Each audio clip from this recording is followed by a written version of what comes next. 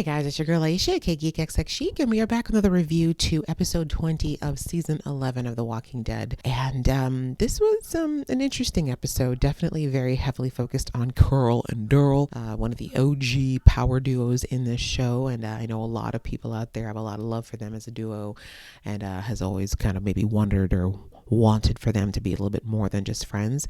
I think that ship has sailed though, thankfully, but we'll have to see. I mean, they're apparently getting a spin-off at some point, so who knows where things could go there. Listen, there's still a teeny part of me that's hoping that there's going to be a Carol and Connie, or sorry, a Daryl and Connie, but yeah, I don't know if that's going to happen at this point. But digressing, in this episode, we saw that it is indeed Pamela who's rounding up all of the people from Alexandria. She is basically very angry that things have spun out of control. Sebastian's death was really just the breaking point, but it really is the fact that before that, the Commonwealth has been shaken, right?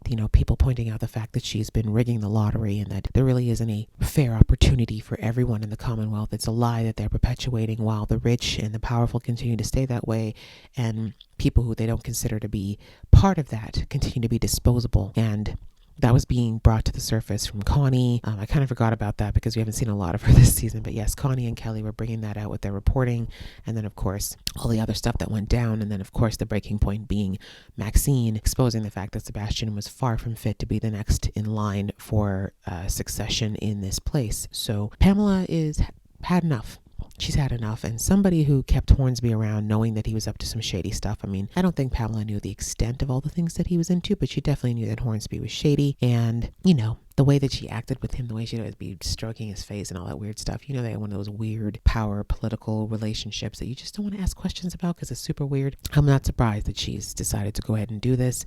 She's trying to make sure that she doesn't get any more surprises as far as news articles or campaigns that could be damaging to her or her family. Because obviously, even though Sebastian died, the damage was done to his reputation and by extension, the Milton family name before he died. So she's desperately trying to do damage control, and she thought that she would do so by grabbing all the people and basically either having them all killed or at least getting them out of the Commonwealth so they can't cause any more problems. But she underestimated just how scrappy these people are. It's sad though that the kids were grabbed, and who else? The kids, it would be the kids, Nabila, most likely. We see Ezekiel. I think he might be the only adult now who's with the group. Oh no, there's Rosita as well. I forgot. Rosita, they've grabbed. The point is, though, there's a significant amount of Alexandrian / Rick's people who are still on the outside, and Pam did not anticipate that Daryl and Carol would be so slippery, and she lost Hornsby as well.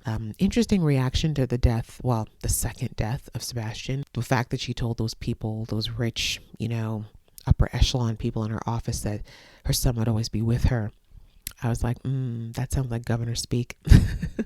I have a feeling she was planning on keeping poor Sebastian around as a walker as long as possible. But Dale crushed that dream, thank God. And the fact that she kind of got very emotional at seeing the fact that he was gone. I think we're going to see Pamela unravel, I guess is my point. I think we're going to see her start to lose more and more of that veneer as the rest of the season goes forward. I mean, with Yumiko, thankfully, at the last minute, deciding that she wants to fight in her own way from inside the Commonwealth. I said it in the episode, like, when she first came to the Commonwealth and she found her brother, I empathize more with her brother because he was trying to just kind of live a new type of life. He apparently never wanted to be a doctor, but he kind of got pushed into it, and he did it, to please his family. But in this new world, he was getting to do something he enjoyed, and he just wanted to live by the rules and live a quiet life. And then Yumiko shows up and pushes him back into being a doctor, and she kind of just decides that she's got to take care of him, like that's her job. And we've kind of heard him say more than once that he doesn't really want nor need Yumiko to dictate the way his life goes. And then I wasn't surprised when she went to him and basically said to him, hey, this is what Pam said, now what do I do? And he's like, go along with it, like just keep your head down. Like that's what he's wanted to do from the get-go. And so, as I said in the episode, like Yumiko's just got to realize that her brother is grown. Like, of course she doesn't want to put him in harm's way directly, but I like what she did where she let everybody know he's like the only thoracic surgeon in all of the Commonwealth. And so if he dies or disappears, there's going to be a lot of people who suffer for it. And also that it'd be kind of shady. But yeah, she's basically like, you're on your own, bro. Like, I got to fight my own battles. These are my people, I care about them, and I know for a fact that they're about to be screwed over by this woman, and I can't just stand by and do nothing about it. So apparently she's going to be doing this trial. I mean, the trial already is kind of a farce if we're being 100, because Pamela's got the power to make anybody who's on a jury disappear, not to mention to affect their families, their homes, etc. So it's just not a fair trial in any way, but I understand that that's what Yumiko feels like she can do right now, short of being taken away and possibly killed herself. So that's where we're at with the indoor people. Outside of that, we got a lot of Carol walking with Hornsby. Hornsby kind of snapping this episode. Like I didn't expect him to lose it. I knew he wouldn't be dead because, I mean, the fact that they didn't show him being killed in the last episode, I'm like, he's going to survive. But it's interesting that he basically had a mental snap, like he lost it. I guess I shouldn't say I'm surprised, because a lot of people don't realize how hard it is out in the world of The Walking Dead, especially those who've been behind the walls. And Hornsby's been behind walls the entire time. He thought he was a badass because he's always had protection, he's always had guns and soldiers, etc. around him, but locked in a room, him against a walker, and him, like he said, having to literally disgustingly, dissect his friend and feed him to a walker. That's pretty traumatizing. That's something that would definitely leave a mark. So he snapped, and Carol basically was like, okay, I actually had to laugh because Daryl was like, I'm just going to beat this man up because I hate him. And Carol's like, yeah, no, he's already broken. We just got to appeal to the one thing that Hornsby will always tap into, which is his survival instinct. So she was like, can't leave you alive, so you're either gonna have to come back to us enough to help us out, or I'm gonna have to kill you. And then that snapped him out. He came back real quick after that. So anyway, very interesting with him continuing to pitch to Carol, and again, Carol very wisely realizing that speaking was not the right thing to do at this point, but just to let Hornsby talk and let him think that she was listening. Carol's very good at reading people. She has been since season 1. She knows when to just kind of let narcissist ramble. She's been around a lot of narcissists already. So yeah, she just let him talk until he eventually said something that was useful, and of course had him believing that she was going to help him go back to the Commonwealth and take over. And she was like, girl, it's not my problem. I thought was really interesting though was that of all people, Carol was the one who was talking to Hornsby, and Hornsby talking so much about how he built it up and how the Commonwealth offered all these opportunities and how it could become the world that was. Like, if Hornsby wasn't a narcissistic psychopath, he actually would have been very helpful in helping to rebuild some level of the world, because he is a visionary, right? There is definitely skill there, but again, he wanted a world where he was on the top of it, right? He wanted to build something where he was at the top of the pyramid and everybody else came afterwards. And yeah, that's not a great world, especially considering again that he's a narcissist.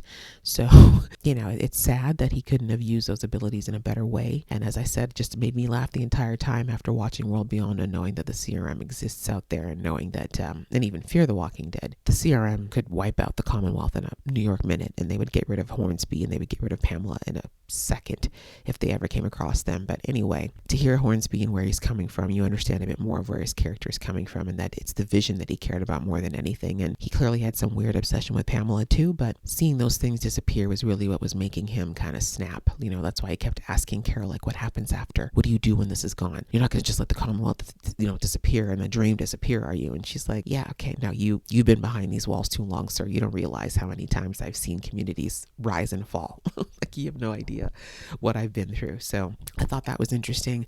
I also thought that it was interesting that Carol, if you remember Carol from season 1, and I love that they showed the flashbacks of her back from the earlier seasons. Carol in season 1 was so quiet, so timid, so scared of the world. All she cared about was her daughter. All she cared about was keeping her daughter safe and trying to survive. And she was so dependent on everybody, and who she's evolved into, especially with so many things thrown at her. And, for those who watched from the beginning, you remember back in season 3 when Carol was exiled from the prison, and she was, definitely tougher than she was in season 1. But, it was very much a thought that she may not make it. She'd been sheltered and protected since the apocalypse started at that point. But being out there, she had to learn to survive. It reforged her into the Super Saiyan version of her that we see now, and it brought out her best qualities and probably some of her worst too. But you know what I mean? Like, she's the Carol she is today because she was kind of thrown out there and she chose to swim and not drown, right? Whereas at the end when Hornsby's like, well, you can't leave me on my own. Like, what do you mean? I won't make it. And Carol's like, you got to try. Like, we're giving you a shot. You can go out there, forge the path you want, live the life you want, be who you want, go back to the Commonwealth if you want, or start over. Like, you have a chance. And he just couldn't even fathom it. And I just thought it was so interesting that Carol was the one who told him that, because that's what Carol had to do. He just can't, right? Like, and he's not alone. Like, many people in the Commonwealth are like him. They just wouldn't even know the first thing to do, and they just can't even think enough outside of the box of what they know to realize that they could have a better and more amazing life. Not surprised that Hornsby ended up dead though, because in the end he's a snake. And I love that both Daryl and Carol are like, we know this fool won't turn around. There's no way he's gonna go out there. He's gonna try something stupid. And it's kind of funny because Hornsby earlier that episode said, oh, I know you, Carol, like you're always thinking 10 steps ahead and that's what makes you special. He should have known that Carol was not gonna, you know what I'm saying? Like, dude, you should have known she already had planned for you doing something stupid. But anyway, his arrogance was always his downfall. So at least Hornsby's off the table. He was a bit problematic, but thankfully he was a bit chaotic. So chaotic people don't often have the forethought to be smart. And so that's one issue out of the way. And now they at least know that there's a working train, which is probably going to become very important. I wouldn't think that they drop that tidbit unless it's something that's going to factor in later on, although we don't have that many episodes left. So we'll see how that factors in as far as the future of the people, not just of the Commonwealth, but also Alexandria and the other communities. Outside of that, we just had a little bit of course, the people who are being abducted. We see that the people who were taken, or at least some of them, are on a bus and it's headed somewhere. We don't know. Hornsby believed that they're being transported to a train. That might be true, but again, I don't know that Hornsby exactly knew the way that Pamela thinks about everything. So we'll see if he's right. But we see that Ezekiel and possibly the other Alexandrians, we're not sure. We only got to see his face. They're all being drugged and taken somewhere. So we'll have to see where that place is. And I have to think the next couple of episodes are going to focus on the trial of Eugene and some more truths coming out about the Commonwealth, if they're able to do that. And then, of course, whether or not Carol and Daryl can meet up with some of the other people on the outside and figure out where their people are. I'm mostly worried about the kids because, you know, they're littles and they don't deserve to be part of this. Lots of theories. We're going to have to just wait and see what happens. But again, with only a handful of episodes left, I can't think they're going to go too deeply into this. But I'm very excited to see how they're going to wrap it up. So yeah, this was another great episode. I hope you guys enjoyed watching it along with me as well as this review. If you did, I'd appreciate it if you gave this video a thumbs up, and we will see you in the next video.